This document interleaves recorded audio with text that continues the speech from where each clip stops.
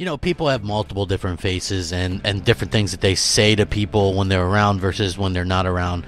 And this is one of those interesting cases where what Phil Spencer said behind closed doors via a leaked email is vastly different than the things that he kind of talks about in front of the public, and maybe rightly so. I mean, we all do that, right? We all talk a little bit looser around friends or coworkers or whatever than we would around people normally. And so this is going to be a fun video because it's unexpected, and I think it's really Phil Spencer saying, hey, we're going to compete and we're going to be bringing it, and these other companies better watch out.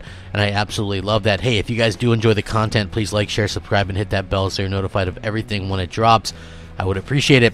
Thank you guys so much for always rocking out with me and continuing to rock out with me. And if you guys want to catch Xbox Nation, it was an awesome show. Please go ahead and do that. I would appreciate that as well. So, Phil Spencer vows to go big at E3 in his leaked response to Google Stadia.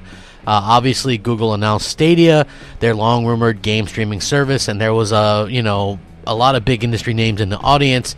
Obviously, Xbox Phil Spencer was there, as was Sony's Yoshida, and yet we haven't heard a lot of official responses from the competitors. And apparently, Phil Spencer did send out an internal email following the GDC keynote, and Thoreau's Brad Sams managed to get a hold of it, and you can read the whole thing. It says, "We just wrapped up watching the Google announcement of Stadia at Team here at GDC. Their announcement is validation of the path we embarked on 2 years ago. Today we saw a big tech competitor enter in the gaming market and frame the necessary ingredients for success as content, community, and cloud. There were no big surprises in their announcement, although I was impressed by their leveraging of YouTube, the use of Google Assistant, and the new Wi-Fi controller. But I want to get back to us. There has been really good work for us to get in this position where we're at, poised to be competitor for 2 billion gamers across the planet. Google went big today, and we have a couple of months until E3 when we will go big.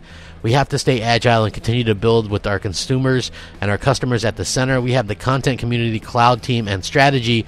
And as I've been saying for a while, it's all about the execution. This is even more true today. Energizing times, Phil."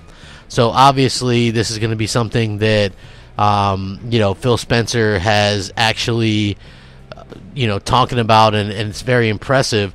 I think Phil actually, saw sort of the trends and things like that. One thing I will say for Microsoft is they have a bit of a heads up because they actually are able to offer multiple different types of ways for people to game, not just stuck with, cloud streaming only, which I think is way too, out